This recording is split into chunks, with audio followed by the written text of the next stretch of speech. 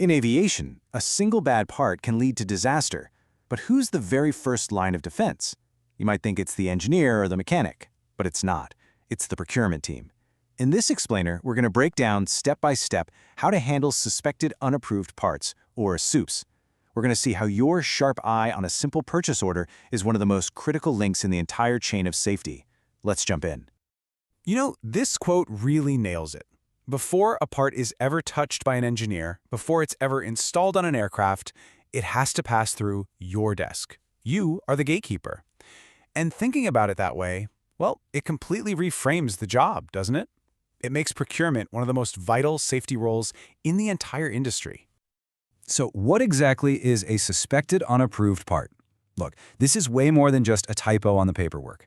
A SUP is any component where you have a serious doubt about its history. We're talking about things like shady, unauthorized rework, counterfeit documents, or a complete black hole when you ask for its traceability back to the manufacturer.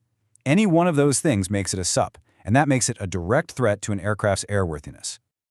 Now, the best way to deal with a SUP is to make sure it never even gets a chance to land on your desk. So let's start with part 1, building your defense. This is all about being proactive and setting up systems that filter out the junk before it even becomes a quote you have to deal with. The absolute bedrock of your defense is the Approved Supplier List, or ASL, and it's so important to see this as a living, breathing thing, not just some list you check off. It all starts with serious due diligence. I mean, really digging into a supplier's approvals and references. Then you lock in your requirements, getting it in writing that they will provide full traceability. You got to review it every single year, and here's the most critical part. You have to be ruthless. If a supplier is even linked to a SUP, they're suspended. Immediately, no second chances. The next layer of defense is the purchase order itself. And wow, the difference between a weak PO and a strong one is like night and day. A weak order is full of vague, wishy-washy terms like serviceable. That just leaves the door wide open for trouble.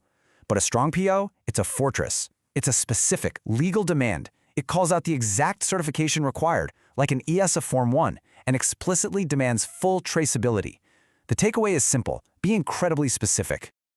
Okay. So you've built up your defenses. Your ASL is solid, your POs are ironclad. But let's be real. Sometimes things still try to slip through.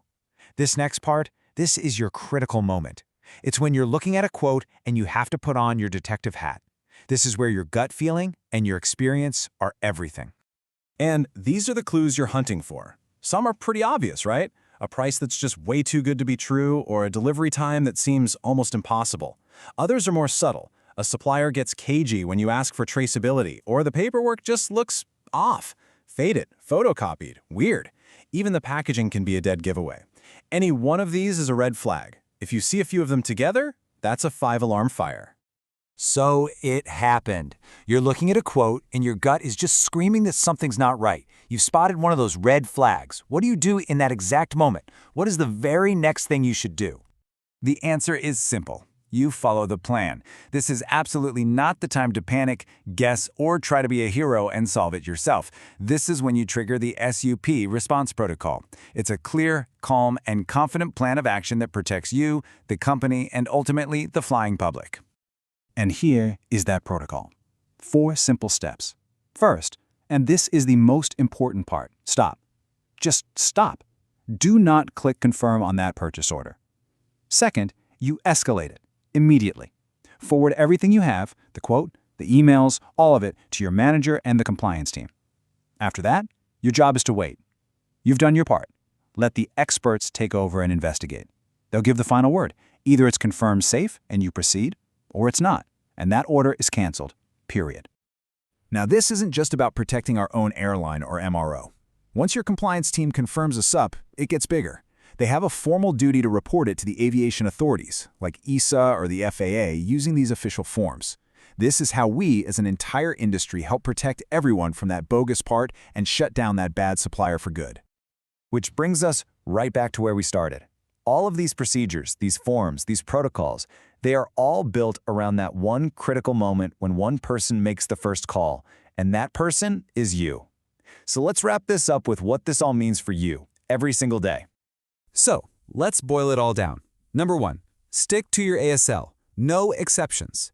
Number 2, make your POs ironclad with specifics. 3, Always be on the lookout for those red flags. But honestly, if you only remember one thing from all this, make it this. When in doubt, always escalate. That little flicker of suspicion you feel, that's your most powerful safety tool. Your diligence is the most important filter we have. And I just want to leave you with this final thought. It's so easy to think of procurement as just pushing paper, but it is so much more than that. Every single PO you create is another strong link in the chain of aviation safety. So just remember, the safest flight, it doesn't begin on the runway. It begins right there, at your desk with your purchase order.